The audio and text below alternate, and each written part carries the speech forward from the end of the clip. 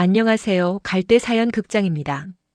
오늘의 사연 시작하기 앞서 구독, 좋아요 눌러주시면 재미있고 흥미로운 사연들 계속해서 보실 수 있습니다. 오늘의 사연 시작하겠습니다. 레디 액션. 죽은 남편이 돌아온 줄 알았어요. 그 목소리, 그 손길. 하지만 그건 지옥으로 가는 초대장이었죠. 경기도 성남시 분당구 정자동, 화려한 주상복합 건물들 사이로 차가운 새벽 공기가 스며드는 시간입니다. 65살의 한정희는 오늘도 어김없이 새벽 5시에 눈을 떴습니다. 곁에 누워 있어야 할 남편이 떠난 지 벌써 1년이 지났지만 정희의 몸은 여전히 그가 살아있던 시절의 습관을 기억하고 있었습니다. 적막한 집안은 숨이 막힐 듯 고요했고 그 고요함은 때로 칼날처럼 정희의 가슴을 후벼 팠습니다.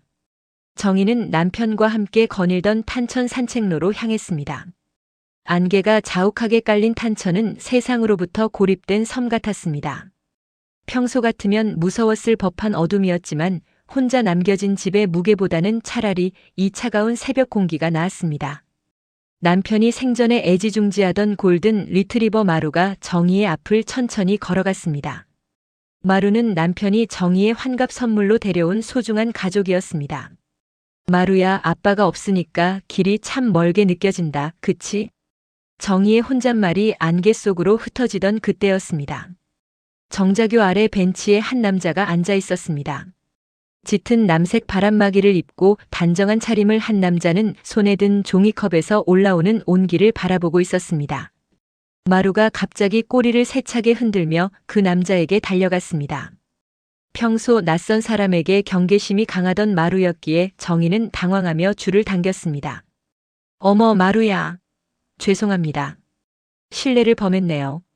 남자는 빙그레 웃으며 자리에서 일어났습니다. 훤칠한 키에 운동으로 다져진 듯한 탄탄한 체구, 그리고 눈가에 어린 부드러운 주름이 인상적인 남자였습니다. 그는 마루의 머리를 익숙하게 쓰다듬으며 말했습니다. 괜찮습니다. 마루라고 부르셨나요? 이름이 참 예쁘네요. 털이 참 부드러운 걸 보니 사랑을 많이 받고 자란 아이 같습니다. 그의 목소리는 중저음의 깊은 울림이 있었습니다. 마치 오래전부터 알고 지낸 사이처럼 다정한 어조였습니다. 정희는 묘한 긴장감이 풀리는 것을 느꼈습니다. 남자는 자신을 61살의 박진우라고 소개했습니다. 정희보다 딱 4살 아래인 연하남이었습니다. 이 시간에 탄천을 걷는 사람들은 다들 가슴에 멍 하나씩은 품고 나오더라고요. 저도 그렇고 아마 사모님도 그러시겠죠? 진우의 그 한마디는 정희의 가슴 밑바닥을 건드렸습니다. 누구에게도 말하지 못했던, 아니 말해도 아무도 이해해주지 못할 것 같았던 그 시린 외로움을 이 남자는 단 한 번의 만남으로 꿰뚫어 보고 있었습니다. 정희는 자신도 모르게 벤치 끝에 걸터 앉았습니다.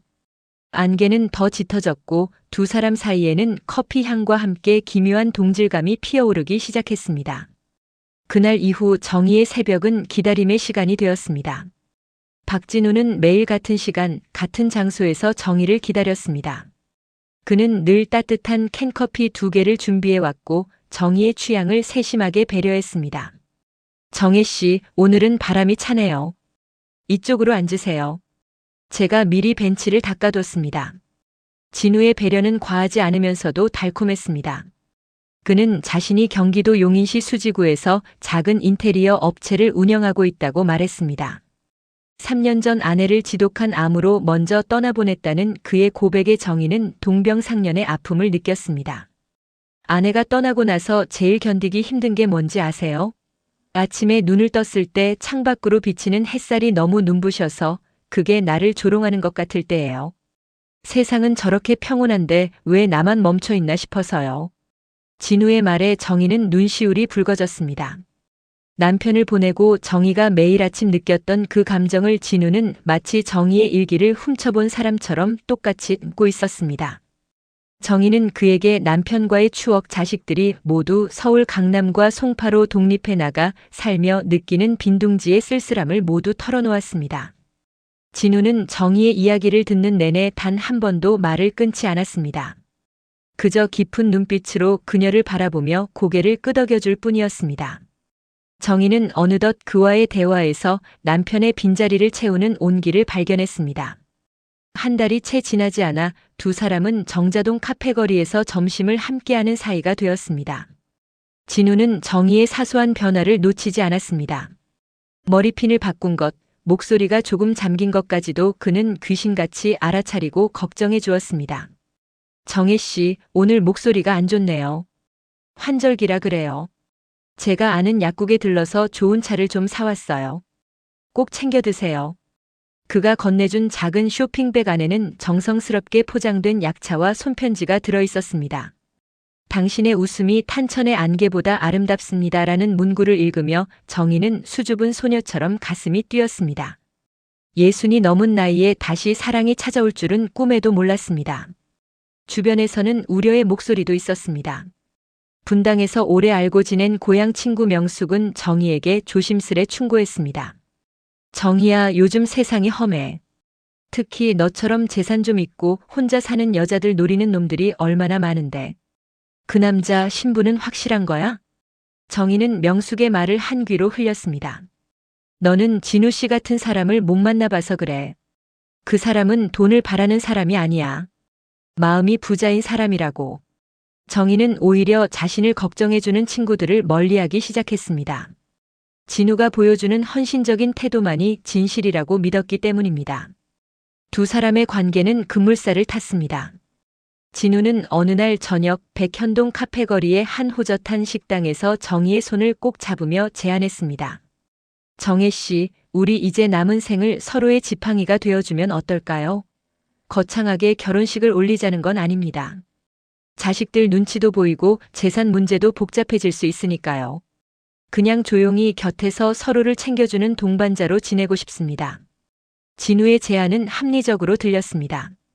혼인 신고 없이 서로 의지하며 살자는 말은 자식들에게 재산 상속 문제로 걱정을 끼치고 싶지 않았던 정희의 마음을 정확히 파고들었습니다. 결국 정희는 정자동의 자신의 집으로 진우를 들였습니다. 동거 초반 진우는 완벽한 동반자였습니다. 아침마다 정희를 위해 토스트를 구웠고 집안 곳곳에 고장난 전등을 갈거나 문을 보수해 주었습니다. 그는 정희의 경제적 상황에도 깊은 관심을 보였습니다. 정혜 씨, 남편분이 남겨주신 보험금이랑 연금이 꽤 된다고 하셨죠? 요즘 금리가 변동이 심해서 그냥 통장에만 두면 손해예요. 제가 아는 자산관리 전문가가 있는데 상담 한번 받아볼까요? 정희는 처음에는 거절했지만 진우의 끈질기면서도 부드러운 설득에 결국 자신의 자산 현황을 공개했습니다. 진우는 정희의 휴대폰에 자산관리용이라며 출처가 불분명한 앱들을 설치해 주었습니다. 이 앱으로 보면 수익률을 한눈에 알 수 있어요. 제가 매일 확인해 드릴게요. 당신은 그냥 편하게 지내기만 하세요.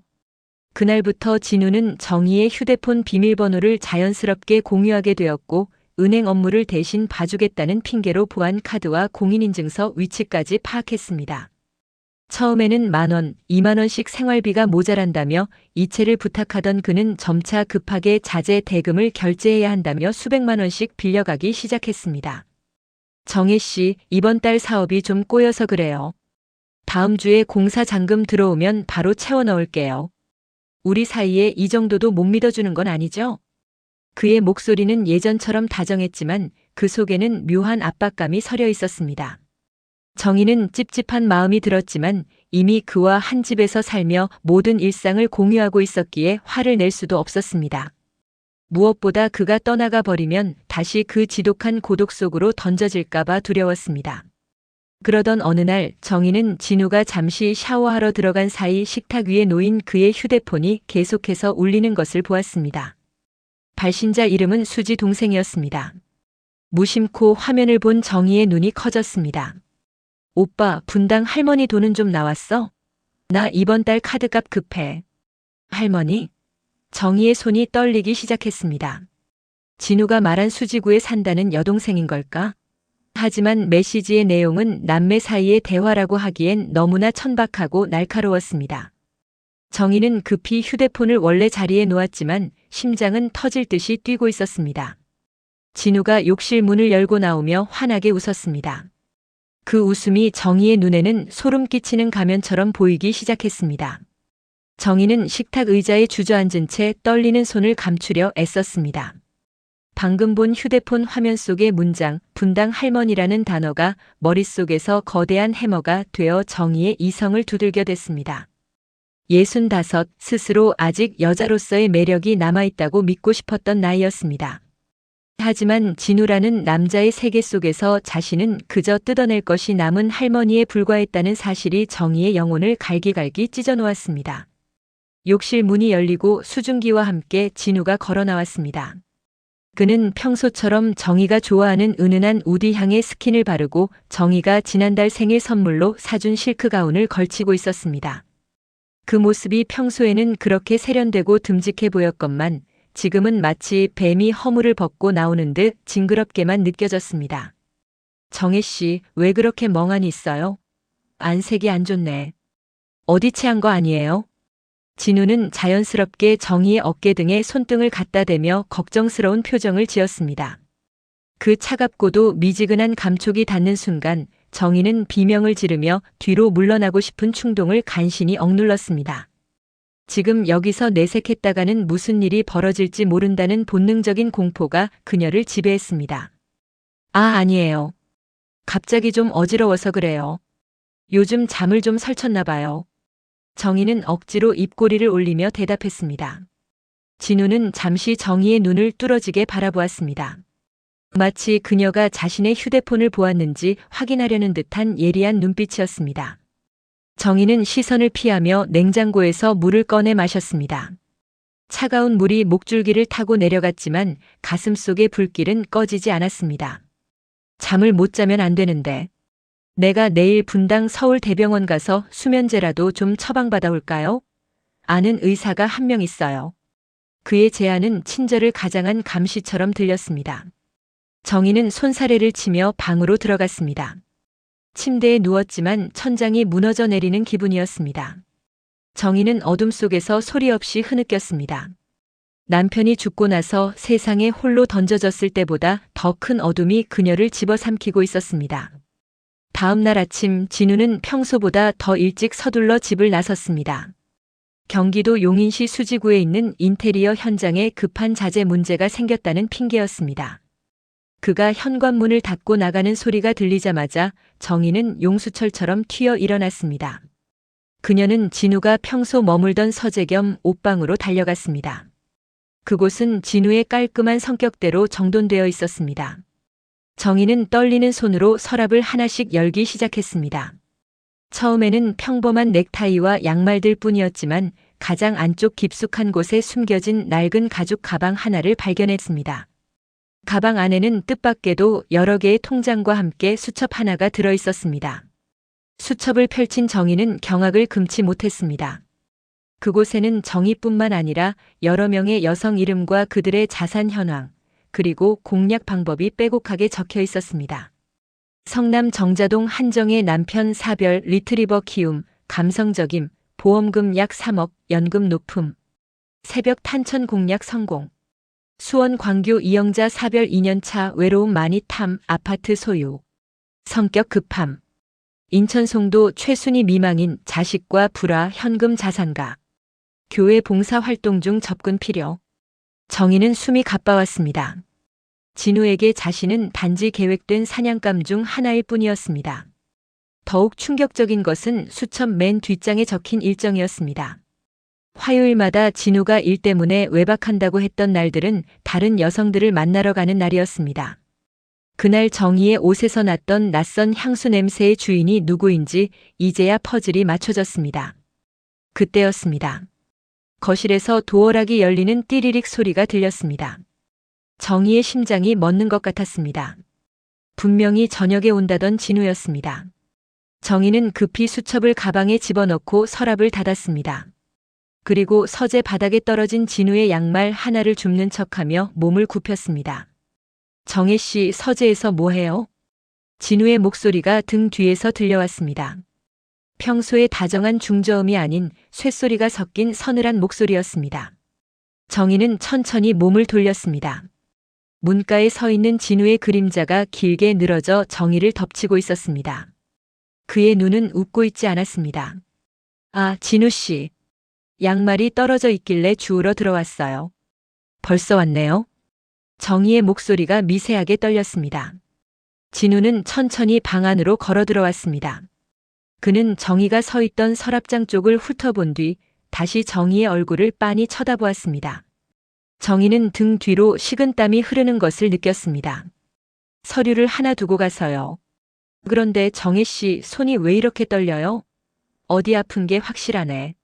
진우는 정희의 손을 낚아채듯 잡았습니다.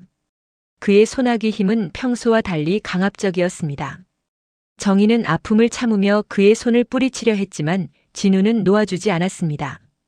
그는 정희의 귓가에 입술을 바짝 대고 속삭였습니다. 정혜 씨, 나 의심하는 거 아니죠? 우리 서로 믿기로 했잖아요. 의심은 병이에요. 사랑하는 사람끼리 의심하면 그 관계는 지옥이 되는 거야. 내가 당신을 얼마나 사랑하는데. 알죠? 그의 말은 고백이 아니라 협박이었습니다. 정희는 공포에 질려 고개를 끄덕일 수밖에 없었습니다. 진우는 만족한 듯 정희의 손을 놓아주고 서류 가방을 챙겨 다시 밖으로 나갔습니다. 하지만 나가기 직전 그는 정희를 돌아보며 한마디를 덧붙였습니다. 아, 참. 오늘 저녁에 보험금 만기된 거 재투자해야 하니까 내 휴대폰으로 보낸 인증번호 알려줘야 해요. 잊지 마요. 문이 닫히고 정희는 그 자리에 주저앉아 오열했습니다. 이제 알았습니다. 자신은 이 거대한 거미줄에 걸린 나비였고 진우는 서서히 자신의 진액을 빨아먹기 위해 다가오고 있다는 것을요. 하지만 더 무서운 것은 정희가 이미 진우에게 자신의 자산 대부분을 맡긴 상태라는 점이었습니다. 정자동 아파트의 담보대출까지 손을 댔다는 사실이 떠오르자 앞이 캄캄해졌습니다. 정희는 결심했습니다. 이대로 당하고만 있을 수는 없었습니다. 남편이 평생 일궈온 재산과 자신의 명예를 지켜야 했습니다. 정희는 떨리는 손으로 휴대폰을 꺼내 친구 명숙에게 문자를 보냈습니다. 명숙아, 도와줘. 내 말이 맞았어. 나 지금 너무 무서워. 문자를 보낸 직후 정희는 혹시라도 진우가 원격으로 자신의 휴대폰을 감시하고 있을지 모른다는 생각에 메시지를 삭제했습니다. 그리고 마루를 끌어안았습니다. 리트리버 마루만이 이 지옥 같은 집에서 정희의 유일한 편이었습니다. 그날 오후 정희는 진우 몰래 집을 나와 성남시 수정구에 있는 작은 법무사 사무실을 찾았습니다. 아는 사람의 소개로 간 그곳에서 정희는 자신의 재산 현황을 파악해달라고 요청했습니다. 결과는 참담했습니다. 정희의 이름으로 된 예금은 이미 절반 이상이 빠져나가 진우가 알려준 유령법인 계좌로 이체된 상태였고 주택담보대출도 최고 한도까지 신청되어 승인 대기 중이었습니다. 사모님, 이거 당장 중단시키지 않으면 아파트 날아갑니다. 인감증명서나 비밀번호 누가 알고 있나요? 법무사의 말에 정희는 입술을 깨물었습니다. 진우가 세금 아껴주겠다며 가져간 서류들이 떠올랐습니다. 정희는 당장 은행으로 달려가 계좌를 동결하려 했지만 이미 업무 시간이 끝난 뒤였습니다. 내일 아침까지 기다려야 했습니다. 집으로 돌아오는 길 정희는 판교 테크노밸리의 화려한 불빛들을 보며 눈물을 흘렸습니다. 저 화려한 불빛 아래 수많은 사람이 행복을 꿈꾸며 살아가는데 왜 자신은 이런 낭떠러지에 서게 된 것일까? 정희는 남편의 묘소가 있는 광주시 오포읍 쪽 하늘을 바라보며 빌고 또 빌었습니다. 여보, 제발 나 좀 도와줘요. 내가 바보 같아서 당신이 남긴 걸 다 잃게 생겼어요. 하지만 집에 도착했을 때 정희를 기다리고 있는 것은 평온한 저녁 식사가 아니었습니다. 거실 소파에 앉아 정희가 오기만을 기다리던 진우의 무릎 위에는 정희의 보조 휴대폰이 놓여 있었습니다. 명숙에게 보내고 지웠던 문자가 복구되어 화면에 띄워져 있었습니다. 진우는 천천히 고개를 들어 정희를 바라보았습니다. 어둠 속에서 그의 눈이 번뜩였습니다.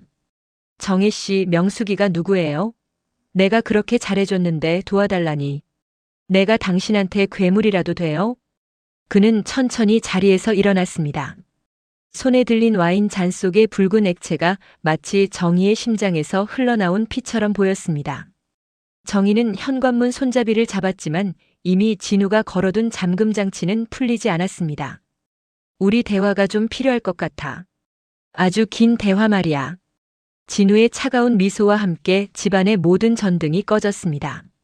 정자동의 화려한 야경이 창밖에서 반짝였지만 그 빛은 거실의 어둠을 뚫지 못했습니다. 정희는 어둠 속에서 거친 숨소리를 내며 다가오는 진우의 발소리를 들었습니다. 이제 탈출구는 없었습니다. 오직 정혜 자신의 의지와 지혜만이 이 지옥에서 그녀를 구원할 수 있는 유일한 무기였습니다. 어둠이 내린 정자동의 거실은 거대한 관 속 같았습니다. 창밖으로 보이는 주상복합 건물들의 불빛은 비현실적으로 반짝였지만 실내의 공기는 얼음장처럼 차가웠습니다. 진우는 소파에서 일어나 천천히 정희를 향해 다가왔습니다. 그의 구두굽이 거실 바닥에 닿을 때마다 딱 하는 소리가 정희의 고막을 날카롭게 찔렀습니다. 정혜 씨, 내가 분명히 말했지. 의심은 병이라고. 우리 사이에 비밀이 있으면 안 된다고 했잖아. 진우의 목소리는 평소보다 한 톤 낮아져 있었습니다. 그는 정희의 코앞까지 다가와 멈춰 섰습니다. 진한 우디 향스킨 냄새 뒤로 비릿한 금속 성취가 느껴지는 듯 했습니다. 정희는 뒷걸음질 치다 벽에 등을 부딪혔습니다. 더는 도망갈 곳이 없었습니다. 진우 씨, 그건 오해예요. 명숙이가 자꾸 이상한 소리를 하길래 그냥 맞춰준 것뿐이에요. 당신을 못 믿어서가 아니라. 거짓말. 진우가 정희의 말을 단칼에 잘랐습니다. 그는 들고 있던 와인 잔을 바닥에 내던졌습니다. 챙그랑 소리와 함께 와인 잔이 박살났고 붉은 와인이 정희의 발치로 튀었습니다. 마치 정희의 운명이 조각난 듯 했습니다. 마루가 구석에서 으르렁거리는 소리를 냈지만 진우의 서슬퍼런 기운에 눌려 섣불리 다가오지 못했습니다. 명숙이 그 여자 내가 처리해줄까? 당신 마음을 어지럽히는 사람들은 곁에 두면 안 돼. 당신은 나만 믿으면 된다고 했잖아. 내일 아침에 당장 은행 가서 담보대출 서류 마무리해. 안 그러면 내가 무슨 짓을 할지 몰라. 진우는 정희의 턱을 거칠게 잡아 들어 올렸습니다. 그의 눈동자에는 정희를 향한 애정 따위는 티끌만큼도 남아있지 않았습니다. 오직 탐욕과 광기만이 이글거리고 있었습니다. 정희는 공포로 온몸이 떨렸지만 그 순간 뇌리를 스치는 생각이 있었습니다. 지금 여기서 같이 폭발하면 자신은 정말 끝이라는 것이었습니다. 살아야 해. 살아서 이 인간의 가면을 세상에 낱낱이 드러내야 해. 정희는 떨리는 숨을 몰아쉬며 억지로 눈물을 참았습니다. 그리고 최대한 가련한 표정을 지으며 진우의 팔을 잡았습니다. 진우 씨, 무서워요. 내가 잘못했어요. 명숙이가 워낙 유난을 떨어서 잠시 흔들렸나 봐요. 대출. 그거 내일 바로 할게요. 당신 사업이 잘 돼야 우리 미래도 있는 거잖아요. 나 진짜 당신밖에 없어요. 정희의 목소리는 가늘게 떨렸지만 그 속에는 절박한 연기가 섞여 있었습니다. 진우는 잠시 정희를 뚫어지게 바라보았습니다. 그녀의 눈에 고인 눈물과 창백해진 얼굴을 확인한 그는 서서히 턱에 준 힘을 풀었습니다. 진작 그렇게 나왔어야지. 정혜 씨, 나는 당신이 상처받는 게 싫어서 이러는 거야. 돈? 그게 뭐가 중요해? 우리가 함께할 시간이 중요하지. 내일 아침 9시에 같이 은행 가는 거다. 딴 생각하지 말고. 진우는 차갑게 내뱉고는 안방으로 들어가 버렸습니다. 문이 닫히는 소리가 들리자 정희는 그 자리에 무너지듯 주저앉았습니다. 바닥에 흩어진 와인 조각들이 살을 파고드는 것 같았지만 통증조차 느껴지지 않았습니다. 정희는 떨리는 손으로 마루를 끌어안았습니다. 마루의 따뜻한 체온만이 유일한 현실이었습니다. 밤은 깊어갔지만 정희는 단 1초도 잠들 수 없었습니다.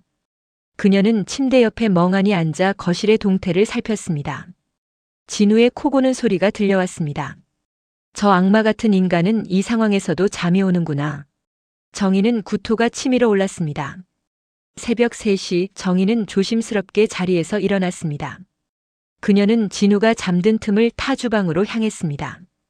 가스레인지 불빛에 의지해 정희는 찬장 깊숙한 곳을 뒤졌습니다. 예전에 남편이 불면증으로 고생할 때 처방받아 두었던 강력한 수면제 성분의 물약이 떠올랐기 때문입니다. 유통기한은 지났을지 모르지만 약효는 남아있기를 간절히 빌었습니다. 정희는 약병을 찾아내어 식탁 위에 놓인 진우의 보온병에 쏟아부었습니다. 진우는 매일 아침 운동을 나가기 전 이 보온병에 담긴 따뜻한 꿀물을 마시는 습관이 있었습니다. 제발 마셔라. 정희는 심장이 입 밖으로 튀어나올 것 같은 긴장감 속에 다시 방으로 돌아왔습니다. 그리고 날이 밝기만을 기다렸습니다. 아침 5시 반, 평소처럼 알람이 울리기도 전에 진우가 일어나는 소리가 들렸습니다. 그는 거실에서 가벼운 스트레칭을 하더니 주방으로 향했습니다. 정희는 숨을 죽이고 문틈으로 그를 지켜보았습니다. 진우는 아무런 의심 없이 보온병 뚜껑을 열어 그 안에 내용물을 들이켰습니다. 정희 씨, 일어났어? 나 탄천 좀 한 바퀴 돌고 올게. 8시 반까지 준비하고 있어. 진우는 운동복 차림으로 집을 나섰습니다. 문이 닫히는 소리와 함께 정희는 신발도 신지 않은 채 베란다로 달려갔습니다. 진우가 아파트 단지를 가로질러 탄천 방향으로 걸어가는 모습이 보였습니다. 그런데 평소보다 걸음걸이가 조금씩 비틀거리는 듯 했습니다. 약기운이 돌기 시작한 것이었습니다. 정희는 지금이 기회라고 생각했습니다. 그녀는 미리 챙겨둔 보조 가방을 메고 집을 뛰쳐나왔습니다. 엘리베이터가 내려가는 시간이 영원처럼 느껴졌습니다. 1층에 도착하자마자 정희는 아파트 정문이 아닌 후문을 이용해 단지를 빠져나갔습니다. 그리고 인근 정자역 근처의 공중전화 부스로 달려갔습니다. 자신의 휴대폰은 진우가 위치 추적 앱을 깔아두었을지 몰라 집안 소파 틈에 깊숙이 찔러두고 온 상태였습니다. 정희는 떨리는 손으로 어제 보았던 수첩 속의 번호 중 하나를 눌렀습니다. 수원광교 이영자.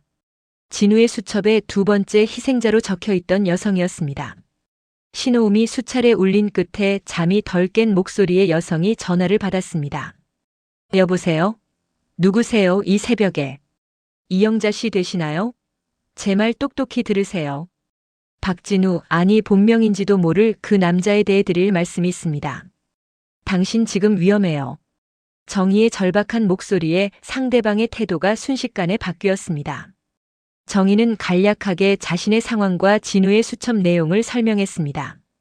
영자 씨는 처음에는 믿지 못하는 듯 했지만 진우가 그녀에게 접근했던 수법과 했던 말들이 정희의 설명과 토시 하나 틀리지 않다는 것을 깨닫고는 경악했습니다. 어머 세상에. 그 사람이 내 아파트 담보로 투자하자고 어제 서류까지 가져왔는데. 정말인가요? 네, 저도 지금 성남 시내를 도망쳐 나온 상태예요. 우리 만나야 합니다. 그 인간한테 당한 사람이 우리뿐만이 아니에요. 송도의 최순희 씨 번호도 제가 알고 있습니다. 우리가 뭉쳐야 그 악마를 잡을 수 있어요. 정희는 영자 씨와 성남시청 인근의 조용한 카페에서 만나기로 약속했습니다. 그리고 곧바로 최순희 씨에게도 연락을 취했습니다. 순희 씨는 이미 진우에게 수천만 원을 건넨 상태였고 그가 최근 연락이 뜸해져 불안해하고 있던 참이었습니다. 세 여성은 오전 10시 성남시 수정구의 한 외진 카페에서 마주 앉았습니다. 서로의 얼굴을 확인하는 순간 그들은 약속이라도 한 듯 눈물을 터뜨렸습니다. 서로 다른 장소, 다른 이름으로 불렸지만 그들이 겪은 고통과 배신감은 똑같았습니다. 이 인간 정말 치밀하네요. 우리 각자의 취향과 약점을 다 적어두고 연기한 거예요. 영자 씨가 정희가 찍어온 수첩 사진을 보며 분노를 터뜨렸습니다. 정희는 가방에서 또 다른 서류 뭉치를 꺼냈습니다. 집을 나오기 전 진우의 서재 구석 쓰레기통에서 찾아낸 파쇄된 종이 조각들을 밤새 이어붙인 것이었습니다. 거기에는 진우의 진짜 신분증 사본과 다른 유령 회사의 인감도장 자국이 찍혀 있었습니다. 박진우는 가짜 이름이었어요. 진짜 이름은 박춘섭. 전과 삼범의 혼인 빙자 사기로 이미 수배 중인 인물이었네요. 정희의 말에 카페 안에는 정적이 흐르기도 전에 분노의 물결이 일었습니다. 순희 씨는 주먹을 꽉 쥐었습니다. 창피하다고 숨기면 저 인간은 또 다른 여자를 사냥하러 다닐 거예요. 우리 자식들한테 미안해서라도 남편들 얼굴 볼 면목을 찾기 위해서라도 끝까지 가야 합니다. 정희는 고개를 끄덕였습니다. 하지만 상황은 급박했습니다. 수면제 기운에서 깨어난 진우가 정희가 사라진 것을 알게 되면 어떤 관계를 부릴지 알 수 없었습니다. 정희의 집에는 아직 마루가 남아 있었고 정희의 인감증명서와 중요 서류들도 진우의 소나귀에 있었습니다. 경찰서로 가기 전에 증거를 더 확실히 잡아야 해요. 그 인간이 지금 제 집에서 제 서류들을 챙겨 도망가려 할 겁니다. 그때 현장을 덮쳐야 해요. 정희의 제안에 다른 두 사람도 동의했습니다. 하지만 여성들끼리 가기에는 위험했습니다. 정희는 고민 끝에 아는 지인을 통해 전직 형사 출신의 사설 탐정을 섭외했습니다. 오후 2시 정희와 일행은 정자동 아파트 근처로 이동했습니다. 정희는 탐정이 준 초소형 카메라와 녹음기를 몸에 숨겼습니다. 그녀는 무서웠지만 이번만큼은 도망치고 싶지 않았습니다. 자신의 삶을 송두리째 짓밟으려 했던 자에게 정당한 대가를 치르게 해주고 싶었습니다. 아파트 현관 앞에 서자 심장이 터질 듯 뛰었습니다. 정희는 심호흡을 하고 도어락 비밀번호를 눌렀습니다. 문이 열리고 집 안으로 들어서자 예상대로 집안은 난장판이 되어 있었습니다.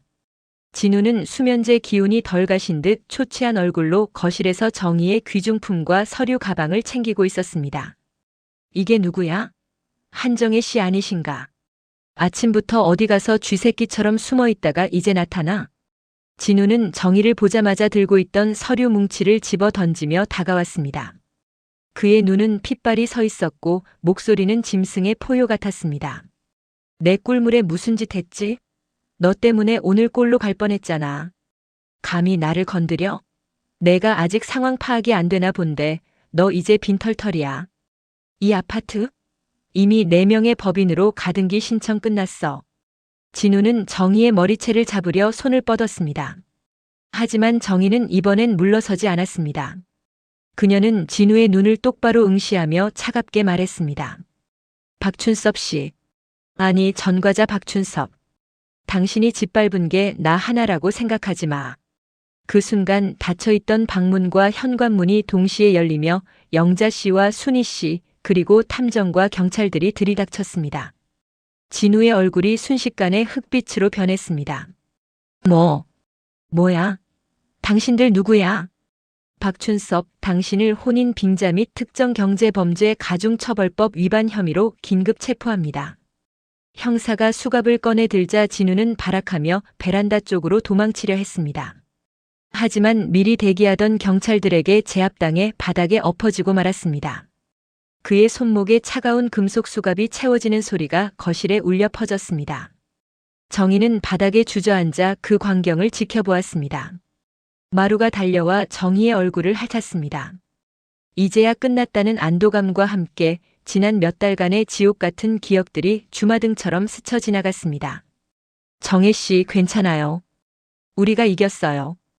영자 씨가 정희의 어깨를 감싸 안았습니다. 세 여성은 서로의 손을 꼭 잡았습니다. 정자동의 야경은 여전히 화려했지만 이제 정희에게 그 빛은 공포가 아닌 새로운 시작을 알리는 서광이었습니다. 하지만 이것은 끝이 아니었습니다. 박춘섭의 뒤에는 더 거대한 사기 조직이 연루되어 있었고 빼앗긴 돈을 찾기 위한 긴 법적 공방이 그들을 기다리고 있었습니다. 정희는 다시 신발끈을 묶었습니다. 이제는 누군가의 아내나 어머니가 아닌 자신의 삶을 지키는 투사로서의 첫 발을 내딛기로 했습니다. 박춘섭이 수갑을 찬 채 정자동 아파트에서 끌려나가는 뒷모습을 보며 정희는 온몸의 기운이 빠져나가는 것을 느꼈습니다. 하지만 안도감은 찰나였습니다. 경찰차의 사이렌 소리가 멀어지기도 전에 정희의 집 전화기와 휴대폰이 약속이라도 한 듯 동시에 울려대기 시작했습니다. 발신 번호 제한으로 걸려온 전화기 너머에서는 정희가 평생 들어본 적 없는 거칠고 차가운 목소리가 흘러나왔습니다.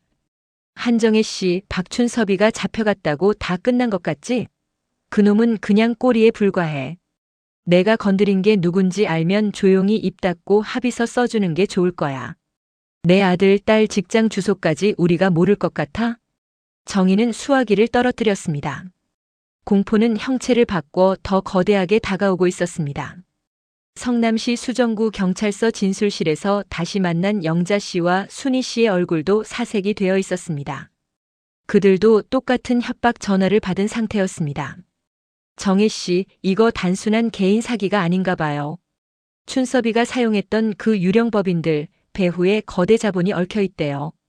경찰들도 조심스러워하는 눈치고요. 영자 씨의 말대로였습니다.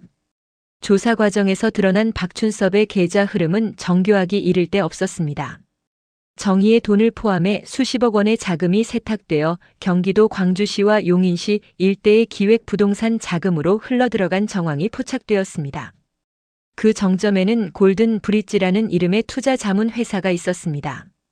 겉으로는 합법적인 경영 컨설팅 업체를 표방하고 있었지만 실상은 은퇴한 고령층의 자산을 갈취해 세력을 불리는 조직적인 범죄 집단이었습니다.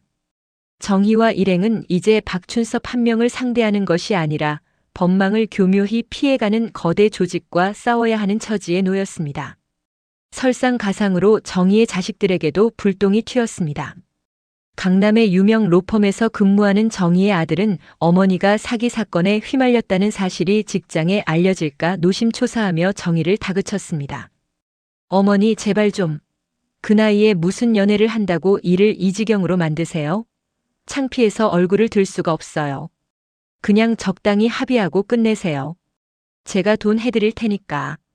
자식의 날카로운 말은 박춘섭의 배신보다 더 깊게 정희의 가슴에 박혔습니다. 피해자인 자신을 오히려 부주의한 노인으로 몰아세우는 세상의 시선, 그리고 가족들의 외면은 정희를 더욱 고립시켰습니다. 하지만 정희는 이번만큼은 물러설 수 없었습니다. 여기서 멈추면 자신은 영원히 사기당한 불쌍한 할머니로 남게 될 것이 뻔했습니다. 정희는 영자 씨, 순희 씨와 함께 판교의 한 오피스텔에 비밀 아지트를 마련했습니다. 그들은 각자의 인맥을 총동원해 골든 브릿지의 비리를 캐기 시작했습니다. 정희는 남편이 생전에 인연을 맺었던 은퇴한 언론인들을 찾아가 도움을 청했고 영자 씨는 상가 번영의 인맥을 통해 그들의 자금 세탁 경로를 추적했습니다. 조사를 거듭할수록 경악스러운 사실들이 밝혀졌습니다. 박춘섭은 전국 각지에 퍼져 있는 수십 명의 선수 중 한 명일 뿐이었고 그들은 매주 정기적으로 경기도 하남시의 한 별장에 모여 사냥물 리스트를 공유하며 노하우를 전수받고 있었습니다. 그 리스트에는 홀로 사는 노인들의 성향, 재산 규모, 심지어 투병 기록까지 상세히 적혀 있었습니다. 이건 범죄를 넘어선 살인이에요. 영혼을 죽이는 일이라고요. 순희 씨가 분노하며 책상을 내리쳤습니다. 정희는 그들이 모은 증거들을 정리하며 결연한 표정을 지었습니다. 이제 단순히 박춘섭을 감옥에 보내는 것으로는 부족했습니다. 이 추악한 시스템 전체를 무너뜨려야 했습니다. 정희는 전직 형사 출신 탐정과 함께 박춘섭이 언급했던 수지 동생의 정체를 찾아냈습니다. 그녀는 박춘섭의 친동생이 아니라 조직에서 자금 관리를 담당하는 핵심 인물인 김미리였습니다. 정희는 위험을 무릅쓰고 김미리에게 접근하기로 했습니다. 그녀가 자주 드나드는 용인시 수지구의 한 고급 요가 센터의 회원으로 등록한 정희는 우연을 가장해 그녀와 안면등을 텄습니다. 아이고, 사장님은 피부가 너무 고우시네. 무슨 비결이라도 있으세요? 정희는 일부러 돈 많은 사모님 행세를 하며 김미리의 환심을 샀습니다. 박춘섭에게 당했던 그 수법 그대로 이번에는 정희가 포식자의 가면을 썼습니다. 김미리는 정희의 고가 명품 가방과 장신구에 현혹되어 서서히 경계심을 풀기 시작했습니다. 언니, 사실 요즘 괜찮은 투자처가 하나 있는데 언니한테만 살짝 알려줄까? 김미리의 입에서 드디어 미끼가 던져졌습니다. 정희는 속으로 쾌재를 불렀지만 겉으로는 흥미로운 듯 눈을 빛냈습니다. 어머, 그래? 안 그래도 요즘 은행 이자가 너무 낮아서 고민이었는데. 우리 차 한잔하면서 자세히 얘기 좀 해봐. 정희는 김미리를 정자동의 한 조용한 카페로 유인했습니다. 그곳은 이미 탐정과 다른 피해자들이 도청 장치와 카메라를 설치해둔 완벽한 함정이었습니다. 김미리는 아무것도 모른 채 골든 브릿지의 내부 수익 구조와 자금 세탁 방식, 그리고 고위 공직자들에게 전달되는 뇌물 리스트까지 과시하듯 떠들어댔습니다. 모든 내용이 실시간으로 녹음되고 녹화되었습니다. 정희는 테이블 아래에서 주먹을 꽉 쥐었습니다. 자신의 인생을 망가뜨리려 했던 자들의 추악한 민낯이 드디어 세상 밖으로 나올 준비를 마친 것이었습니다. 하지만 김미리도 만만한 상대는 아니었습니다. 대화 도중 정희의 가방 속에 숨겨진 녹음기의 미세한 불빛을 발견한 그녀의 눈빛이 순식간에 차갑게 식었습니다. 언니. 아니, 한정혜 씨. 당신 지금 뭐 하는 거야? 김미리가 가방을 낚아채려 하자 정희는 필사적으로 가방을 움켜쥐었습니다. 카페 안의 긴장감은 폭발 직전까지 치달았습니다. 정희는 떨리는 목소리로 하지만 단호하게 외쳤습니다. 이제 그만해. 너희가 짓밟은 사람들의 눈물이 얼마나 뜨거운지 이제 곧 알게 될 테니까. 그 순간 카페 문이 열리며 대기하고 있던 광역수사대 형사들이 들이닥쳤습니다. 김미리는 비명을 지르며 저항했지만 이미 늦었습니다. 정희는 그 자리에 주저앉아 거친 숨을 몰아쉬었습니다. 4살 연하남 박춘섭과의 만남에서 시작된 이 기나긴 악몽의 끝이 보이기 시작했습니다. 그러나 승리의 기쁨도 잠시 정희의 휴대폰으로 한 통의 사진 메시지가 도착했습니다. 그것은 정희의 손주가 유치원 앞에서 놀고 있는 모습이 담긴 사진이었습니다. 배후 조직의 마지막 경고였습니다. 정희는 온몸이 얼어붙는 것 같았지만 이번에는 눈물을 흘리지 않았습니다. 오히려 그들의 비겁함이 정희를 더 강하게 만들었습니다. 끝까지 가줄게. 당신들이 누구든 내 가족을 건드린 대가는 뼈저리게 치르게 해주마. 정희는 사진을 삭제하고 경찰에게 마지막 증거물을 넘겼습니다. 분당 정자동의 화려한 밤거리로 나선 정희의 어깨 위로 차가운 바람이 불어왔지만 그녀의 눈빛은 그 어느 때보다 형형하게 빛나고 있었습니다. 이제 이야기는 법정으로 옮겨가 대한민국을 뒤흔들 거대 사기 조직과의 본격적인 전쟁으로 이어질 차례였습니다. 김미리의 체포로 골든 브릿지의 자금 세탁 경로는 만천하에 드러나는 듯 했습니다. 하지만 거대 조직의 저항은 정의의 예상을 훨씬 뛰어넘었습니다. 성남지방검찰청에서 진행된 대질 신문 현장, 유리병 너머로 보이는 김미리는 며칠 전 카페에서 당황하던 모습은 온데간데 없이 여유로운 미소를 짓고 있었습니다. 그녀의 옆에는 국내 최대 로펌 소속의 변호사 3명이 호위무사처럼 버티고 서 있었습니다.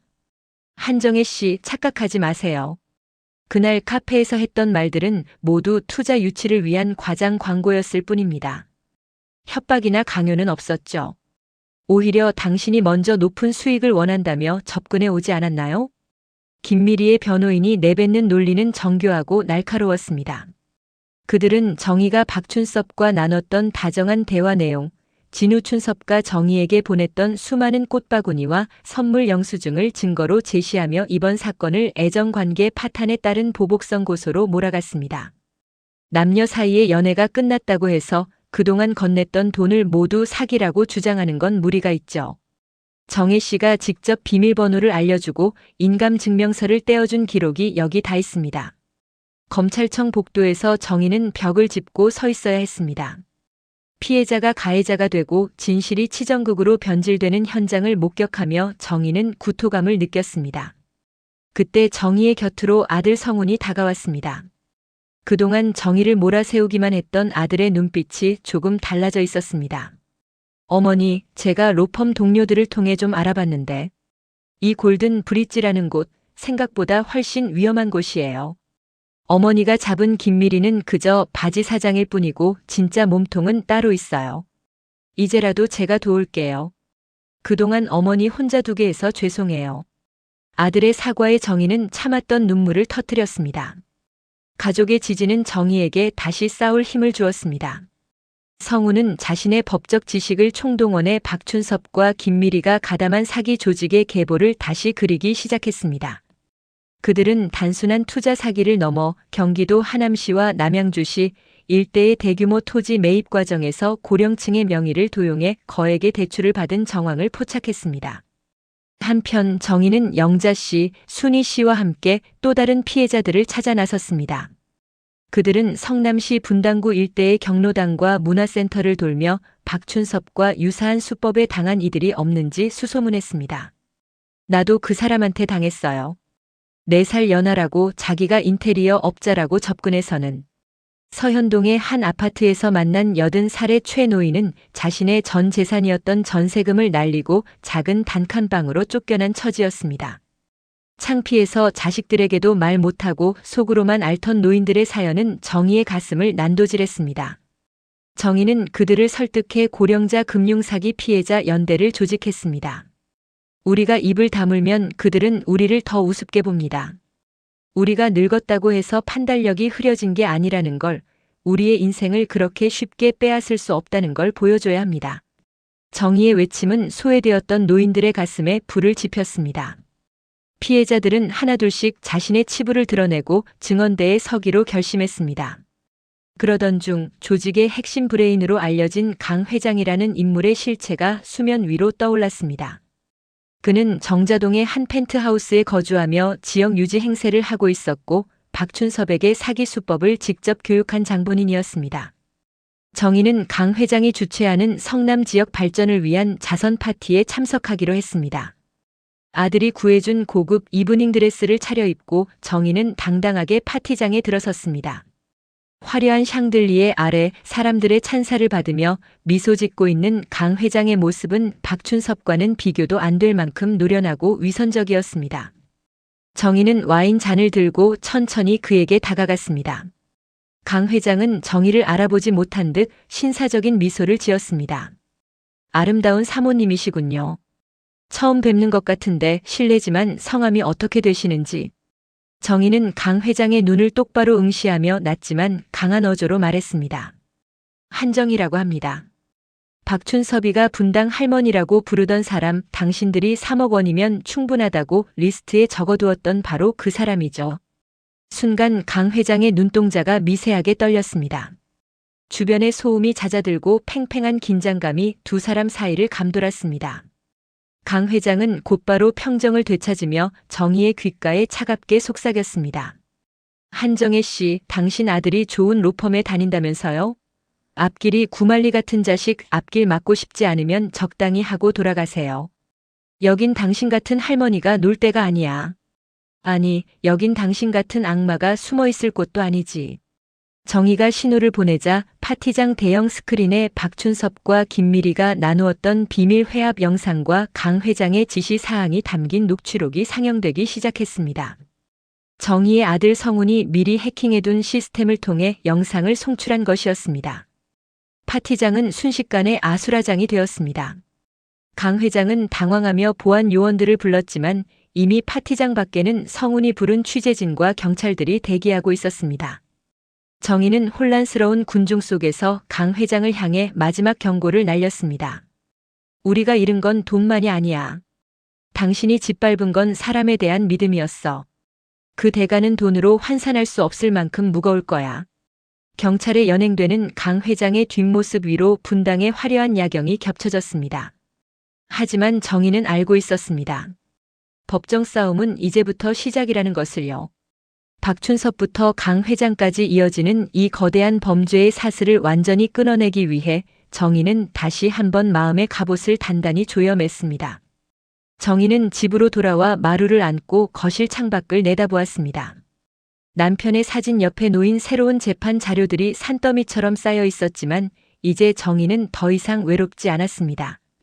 4살 연하남의 달콤한 유혹보다 더 단단한 가족의 사랑과 동료들의 신뢰가 그녀를 지탱하고 있었기 때문입니다. 성남지원 제3호 법정. 무거운 침묵 속에 판사의 입장이 선언되었습니다. 박춘섭, 김미리 그리고 거대 조직의 수장 강 회장까지 한자리에 모인 이 재판은 분당 일대를 뒤흔든 골든 브릿지 사건의 결말을 짓는 단죄의 장이었습니다. 정의는 증인석에 앉아 차가운 마이크를 마주했습니다.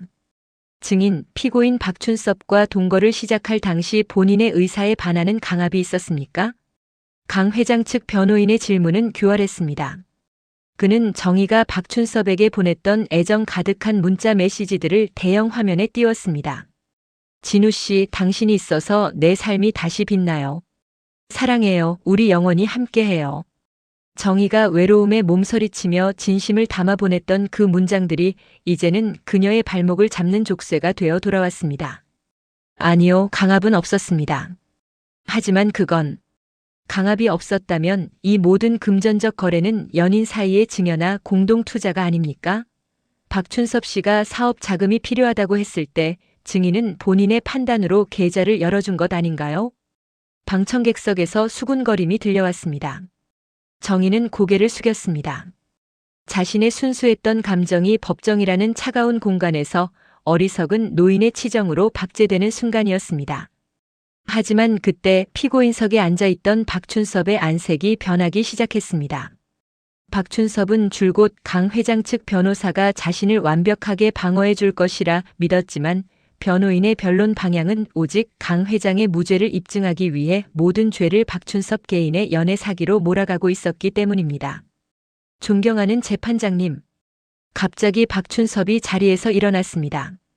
강 회장의 눈빛이 살벌하게 변했지만 박춘섭은 이미 막다른 길에 다다랐음을 직감했습니다. 모든 것은 강 회장의 지시였습니다. 저는 그저 행동대원이었을 뿐입니다. 여기 제 휴대폰에 녹음된 강 회장의 육성이 담긴 파일들이 더 있습니다. 저 혼자 죽지는 않겠습니다. 법정은 순식간에 아수라장이 되었습니다. 박춘섭이 숨겨두었던 최후의 보루, 즉 강 회장이 피해자들의 리스트를 건네며 구체적인 공략법을 지시하는 음성 파일들이 스피커를 통해 흘러나왔습니다. 한정희는 남편에 대한 그리움이 강하니 사별 이야기를 먼저 꺼내라. 이영자는 성격이 급하니 빠른 수익률로 현혹해라. 강 회장의 가면이 완전히 벗겨지는 순간이었습니다. 정희는 그 비열한 지시사항들을 들으며 주먹을 꽉 쥐었습니다. 자신이 운명이라고 믿었던 그 모든 우연이 사실은 철저히 계산된 악마의 시나리오였다는 사실에 몸이 떨렸습니다. 하지만 동시에 승기를 잡았다는 확신이 들었습니다. 재판은 박춘섭의 자폭적인 폭로로 급물살을 탔습니다.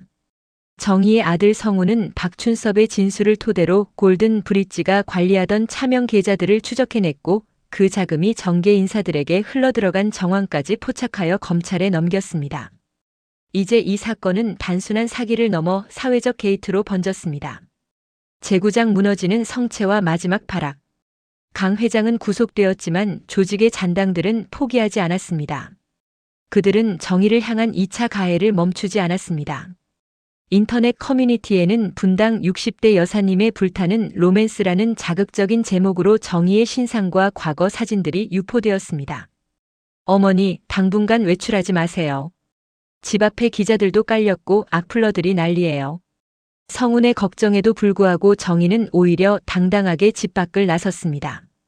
그녀는 성남시청 앞에서 1인 시위를 시작했습니다. 그녀의 손에는 나이는 숫자에 불과하지만 우리의 권리는 영원하다. 시니어 사기 피해자들을 보호하라. 는 팻말이 들려 있었습니다. 정의의 용기는 또 다른 피해자들을 불러 모았습니다.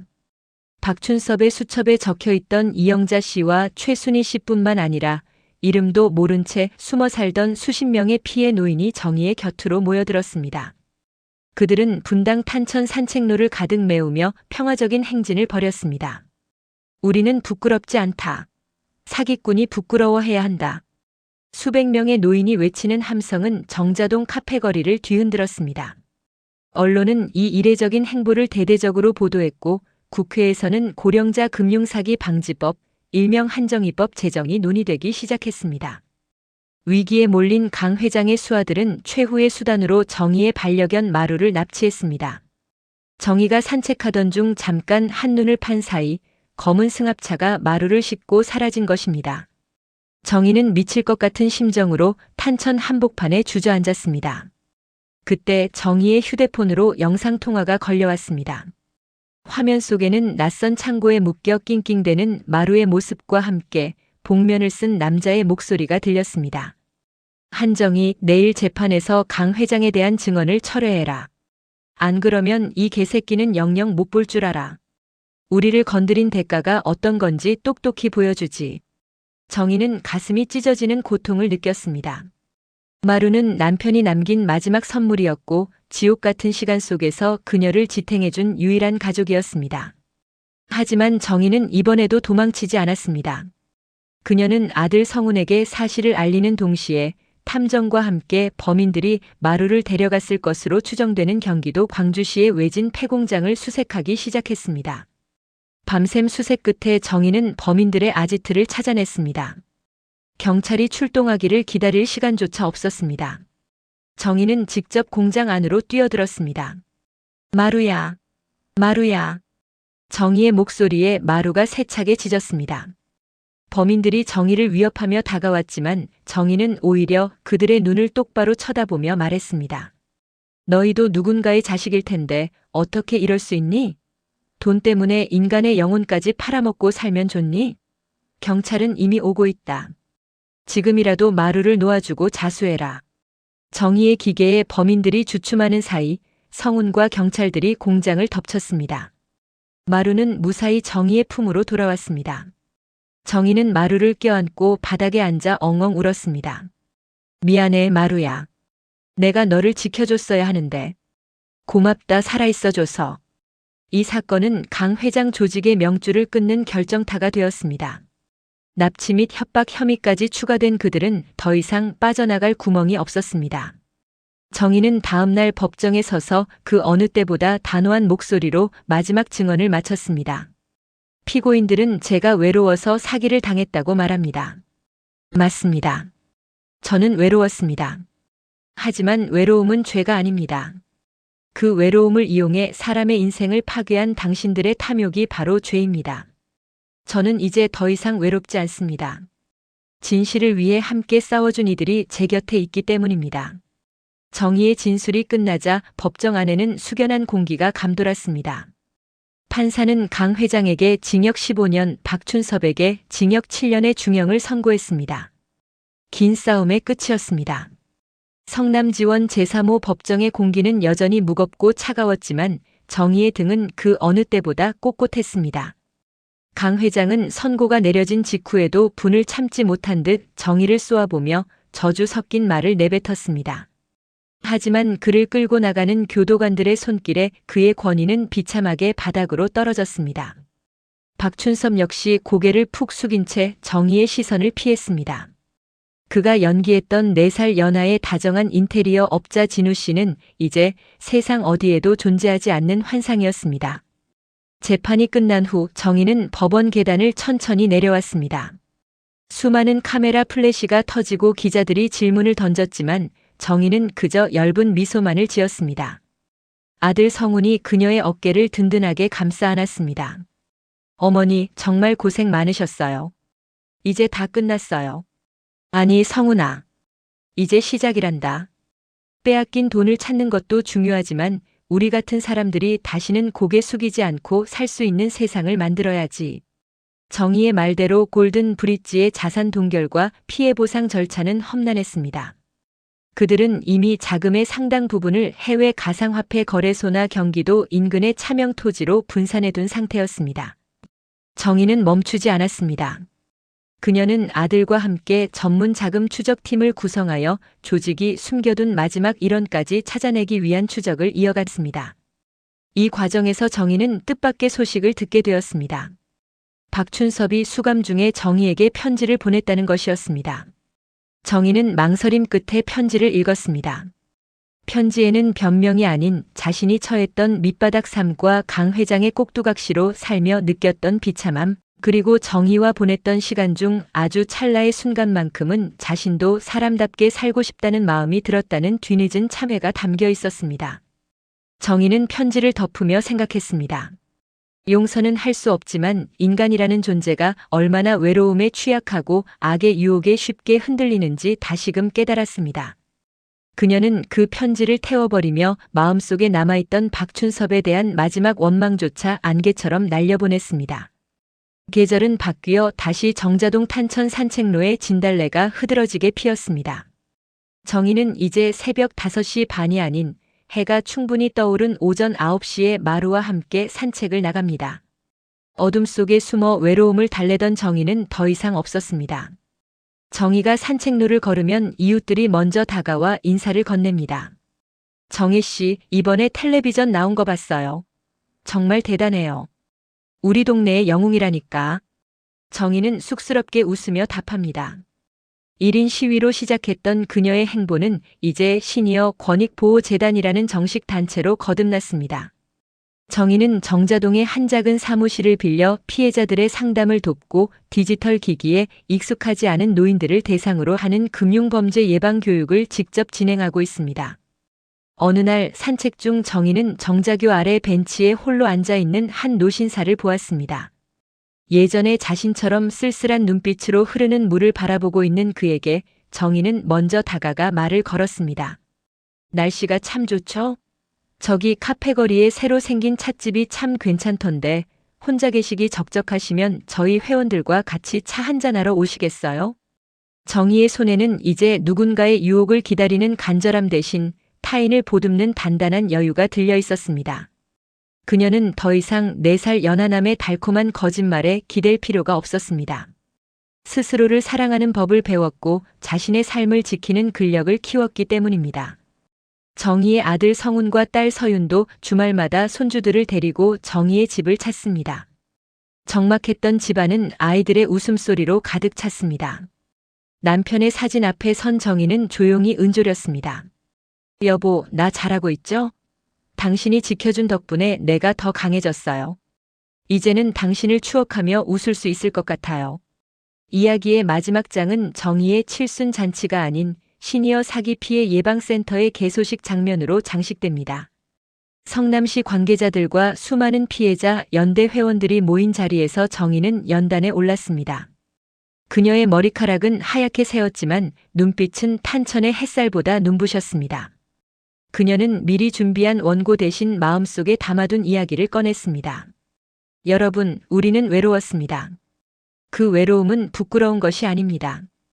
우리가 평생 가족을 위해 헌신하고 이제야 혼자가 된 훈장 같은 것입니다. 범죄자들은 우리의 그 고귀한 감정을 사냥감으로 삼았습니다. 하지만 보십시오. 우리는 무너지지 않았습니다. 정의의 목소리가 강당에 울려 퍼졌습니다. 돈은 잃을 수 있습니다. 하지만 나 자신은 잃어서는 안 됩니다.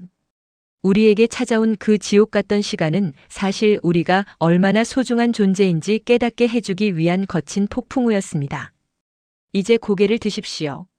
우리는 누구의 할머니, 누구의 엄마가 아닌 자신의 이름을 가진 당당한 주체로 살아갈 것입니다. 박수가 쏟아졌습니다. 이영자 씨와 최순희 씨가 정희의 손을 꼭 잡았습니다. 그들은 이제 피해자가 아닌 세상을 바꾸는 동반자였습니다. 개소식이 끝난 후 정희는 마루와 함께 다시 탄천을 걸었습니다. 저 멀리 남한 산성 위로 붉은 노을이 물들고 있었습니다.